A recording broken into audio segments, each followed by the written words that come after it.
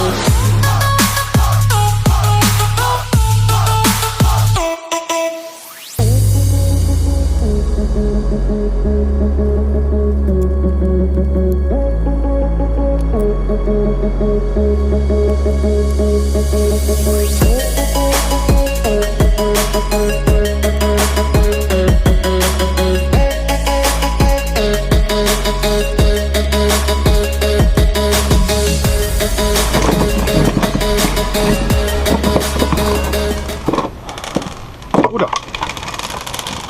Ah ben, faut pas chercher à comprendre. Je viens de faire sauter toutes les billes. Ça c'est pas très malin. C'est vraiment pas malin de ma part.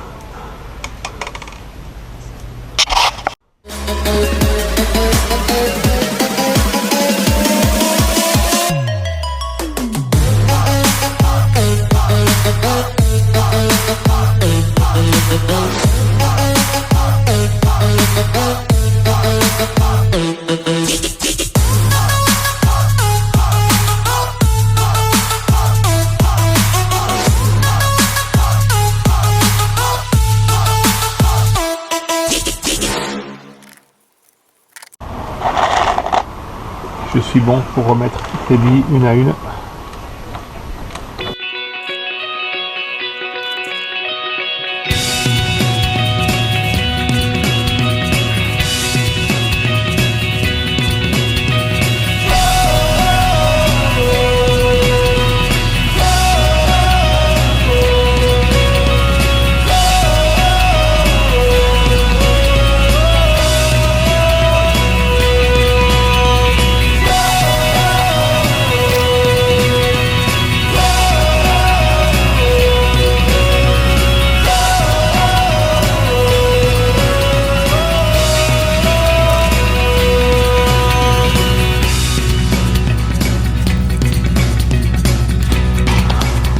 Eh bien, j'ai remis en place le chariot.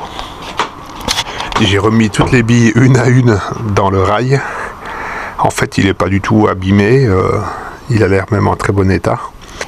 Je pense que la poussière noire que je voyais autour du rail était certainement la poussière qui tombait, qui séchait, qui tombait en morceaux.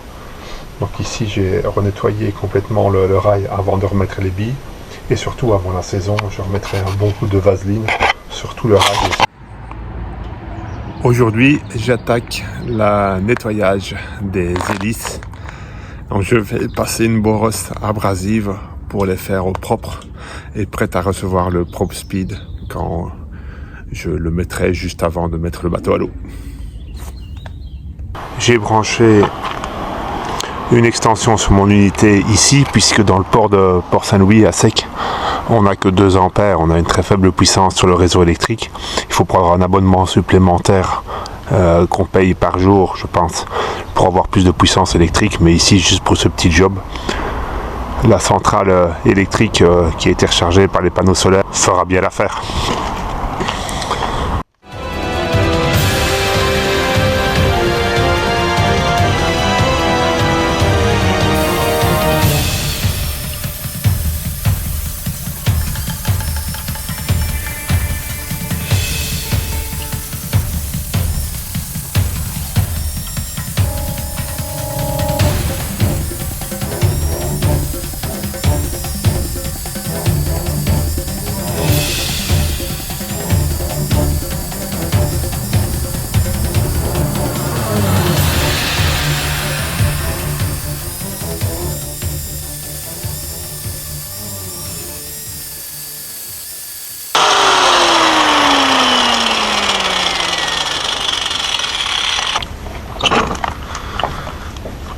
C'est pas beau ça?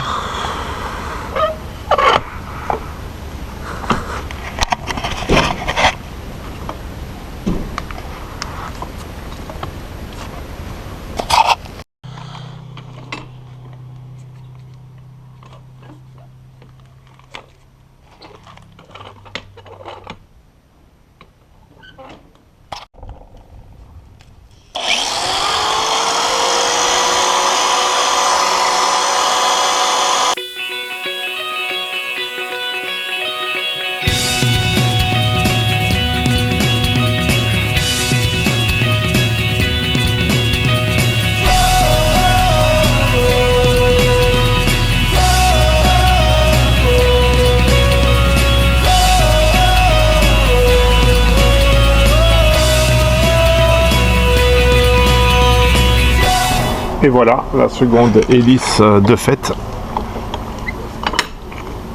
Alors il y a encore des endroits là, je ne peux pas accéder, je vais passer avec un petit papier à poncer.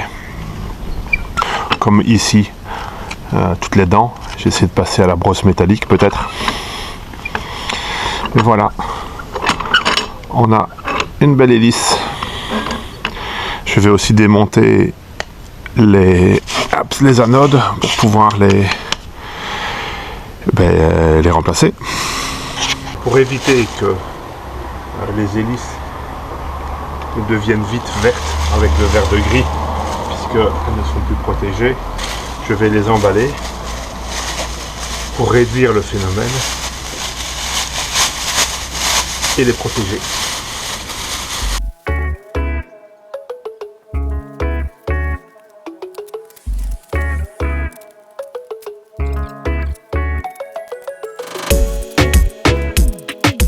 J'ai oublié une chose, c'était de démonter les anodes pour pouvoir les remplacer. Mais je vais le faire donc sur l'autre hélice. Je les démonterai avant d'emballer l'hélice. Comme ça j'aurai les bonnes dimensions pour commander les nouvelles.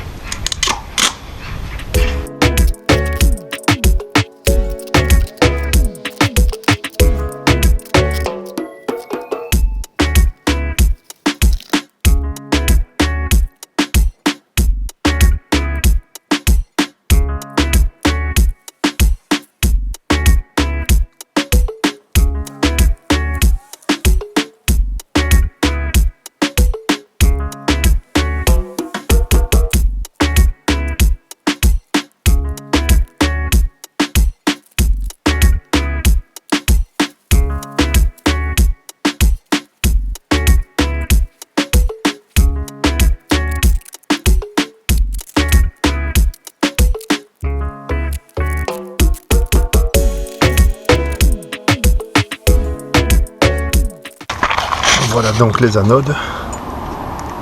Donc celle-ci et celle-ci. Je vais maintenant attaquer autre chose, à savoir sur la coque. Il y a des zones qui ont encore besoin d'être mieux poncées et préparées. Donc je vais le faire à la ponceuse. Toujours en utilisant ma source électrique de mon unité électrique solaire qui est dans le coffre de la voiture.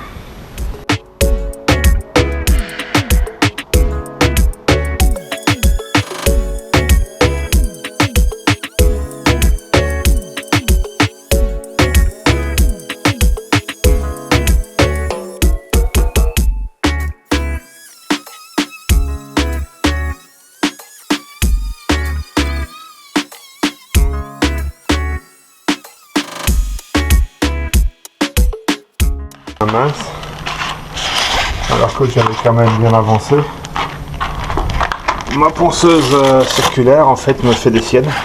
La bande velcro se déchire. Bon, elle est vieille, hein. Il va falloir que je regarde si je peux remplacer ça. Mais bon, ça doit être une pompe prise quelque part. Ou alors il faudra que je la remplace. Donc je vais devoir arrêter pour l'instant que j'étais en train de faire, je reprendrai ça la prochaine fois. Enfin mon nouveau filtre à charbon. Allons l'installer.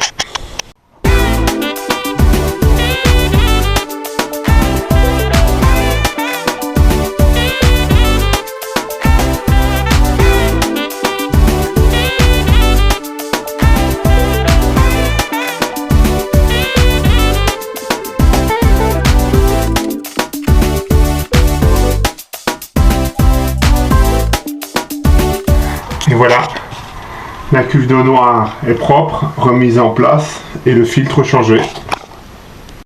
Bien, regardons quand même à combien on était du coup en consommation sur mon unité électrique. Donc il me reste 61%. Donc j'ai consommé 39%. J'ai commandé donc les anodes.